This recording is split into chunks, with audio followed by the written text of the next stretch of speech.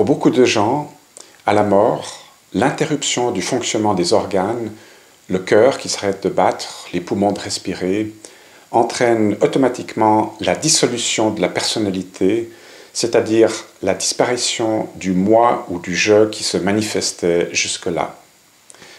Et au premier abord, cette manière de voir les choses semble tout à fait correcte parce qu'on n'observe plus aucune manifestation de volonté ou d'une conscience qui émane du corps inerte du défunt.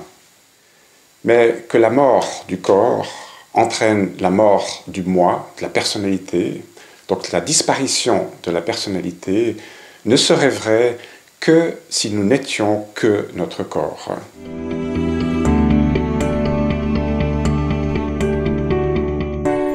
Sommes-nous uniquement un corps de chair et de sang? Est-ce que notre conscience vient réellement de notre corps physique?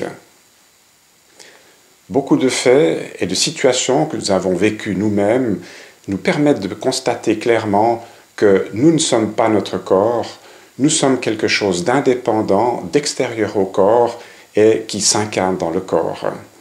Et que ce moi indépendant survit à la mort du corps terrestre. Intuitivement, nous ressentons tous que nous et notre corps sont deux choses différentes, puisque nous disons tous « j'ai un corps » et non pas « je suis un corps ». Or, si nous disons « j'ai un corps », c'est qu'il y a deux éléments. Le premier qui est le « je » qui possède quelque chose, et le deuxième élément, le corps, qui est possédé par le « je » qui parle. D'ailleurs, le corps fonctionne avec une logique qui est différente de celle du « moi ». Que faisons-nous pour que notre cœur batte, pour que notre tube digestif digère, que nos reins filtrent le sang? Rien. C'est le corps qui s'en occupe. Nous avons aussi tous vécu cette situation. Nous, en tant que moi, sommes fatigués, voulons dormir, mais notre corps surexcité nous empêche de dormir. Ou, à l'inverse, nous, en tant que moi, nous sommes pleins de force, d'élan pour pouvoir continuer, mais notre corps est fatigué et nous oblige à aller dormir.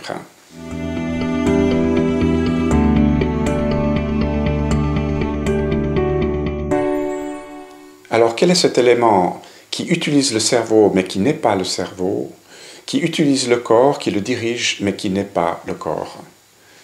Cet élément, c'est l'esprit immatériel de l'être humain, c'est-à-dire l'esprit pris dans le sens de l'âme. Il est d'un autre genre du corps, il est immatériel, et c'est pour ça qu'il est invisible à nos yeux. Cet esprit se lie au corps, il s'incarne en lui, c'est-à-dire qu'il entre dans la chair, dans le corps, pour la durée du séjour terrestre.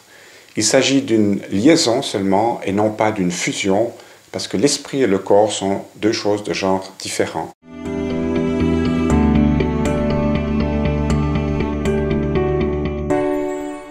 À la fin de la vie terrestre, l'esprit se sépare du corps et passe dans l'au-delà.